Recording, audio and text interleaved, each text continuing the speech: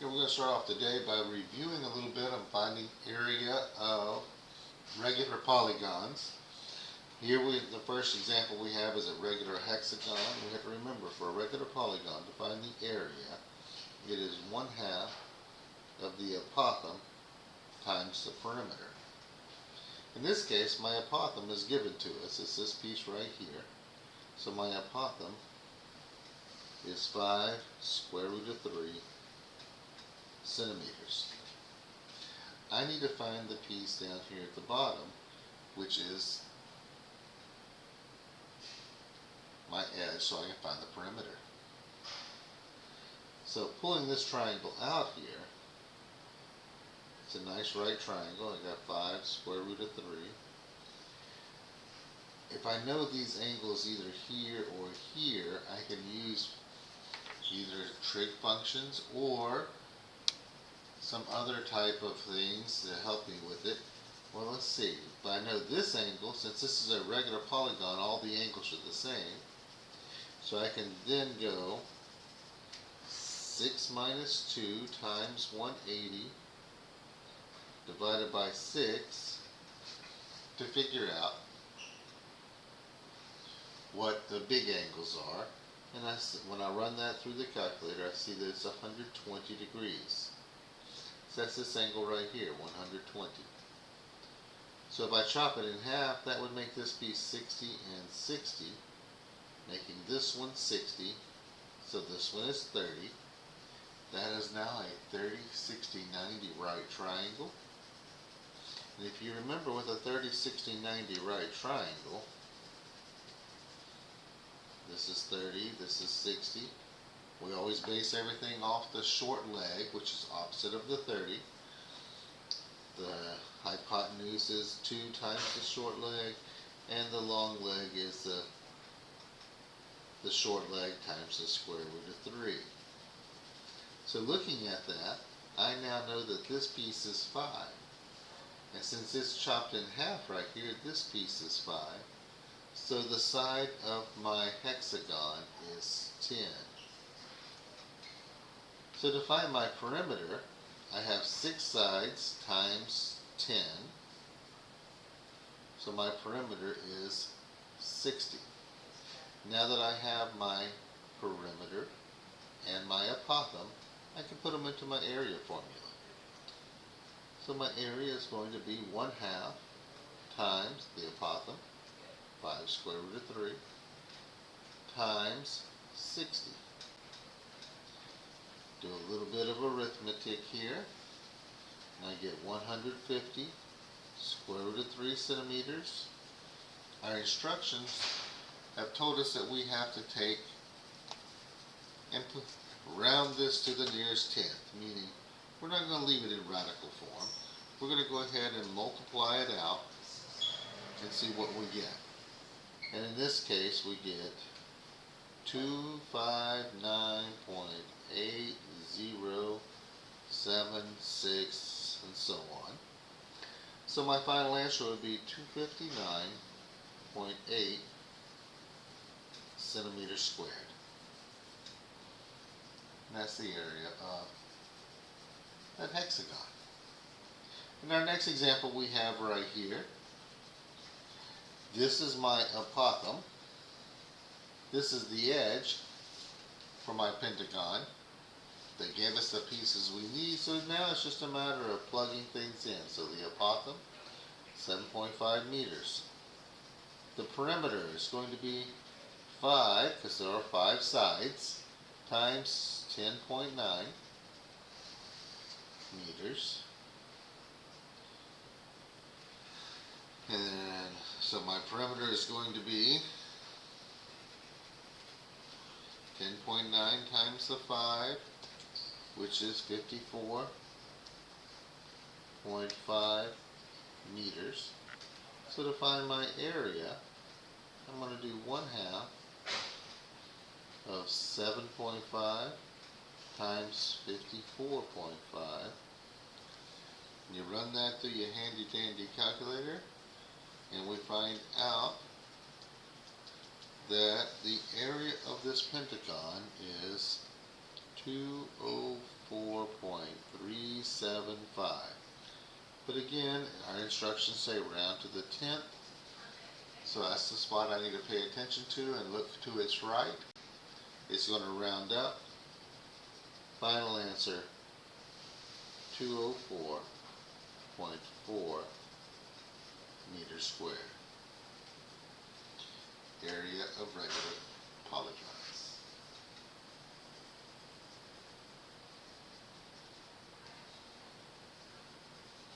Now, out in life, not everything's going to be a nice, pretty, regular anything.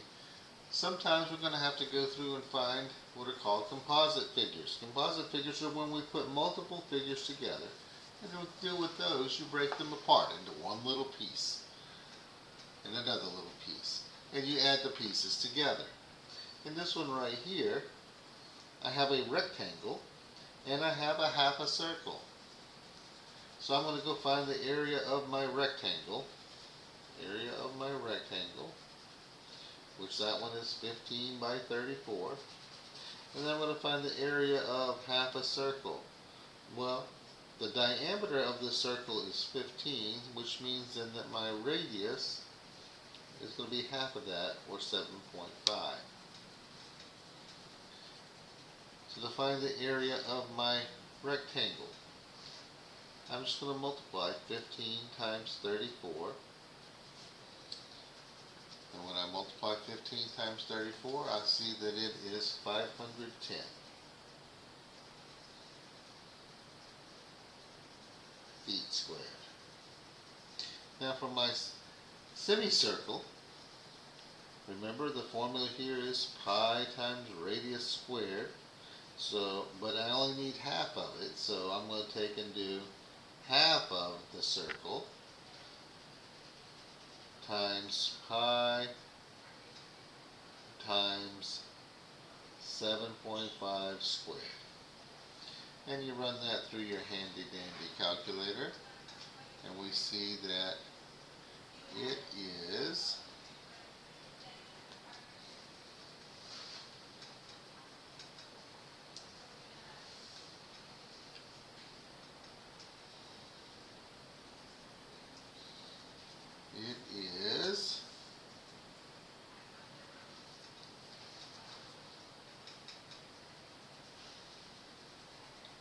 88.35.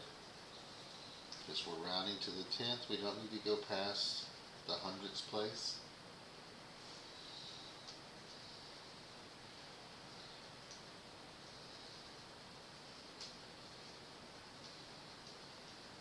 Now we have to go through and add these two pieces together.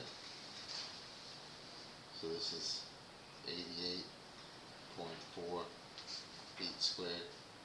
So now to find my total area, I'm going to add 510. If I can write 510, there we go, 510.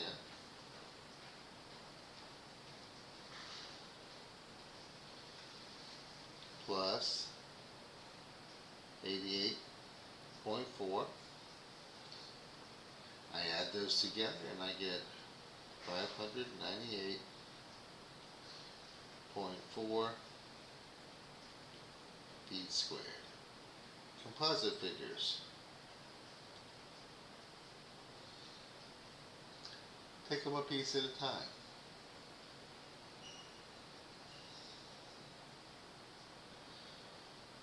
For our next one over here,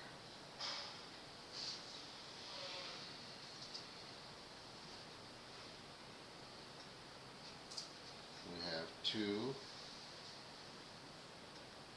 different pieces, some parallelograms.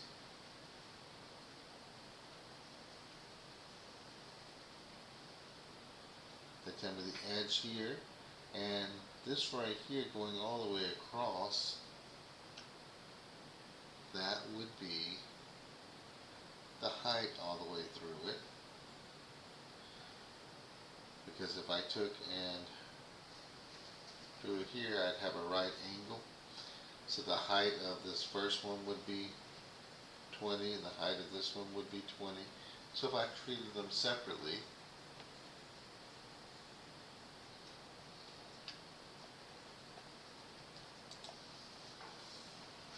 so for this one I can treat this as two separate parallelograms, or I could translate it so that I have just one large parallelogram. If I treat it as two separate ones, the area of the one on the left is going to be 24 times 20, which is 480 inches squared. The one on the right is exactly the same, 480 inches squared. So my total area is going to be 480 plus 480, which gives me 960. I don't have to round anywhere, so it's 960 inches squared. Looking at another example, here we have a triangle and a square. The square, if I come over here to the side, I see all the sides are 22. So I can find the area of that one is going to be 22 to the second power. 22 to the second power. We'll put it into our handy dandy calculator and see this 484, and these are centimeters squared. Now I got to deal with my triangle over here. So for my triangle, I need to figure out what the height is. I already know what the base is. This is 22. But what's my height? Well, here, if I know this piece is 22, then from here to here, if I do 42 minus 22, it'll tell me that it's 20. And there is the height of my... So to find the area of a triangle, remember the area formula says to do 1/2 of the base times the height. So my area is going to be 1/2 of 22 times 20. We multiply that together and we get 220. Now we add to get my total surface area. Surface area, there we go. 484 plus 220. Put those two bad boys together, and they tell me that it is 704 centimeters squared. 704 centimeters squared. Looking at our last example here, a couple of different ways we can go about it. We could treat it as two different triangles and multiply that times 2. Or we can think about this, if I translate my rectangle here, my triangle, not my rectangle, my triangle here. So I got this triangle. If I grab it, I'll say I'm going to grab it. Whoa. Grabbing all kinds of crazy things there. There we go. And I move it here. And suppose I copy it and put another one just like it there, because that's what the bottom one is. If I rotate it 180 degrees, like so, and it goes right up here on this one, notice it basically makes a parallelogram. And a parallelogram, so I know that the height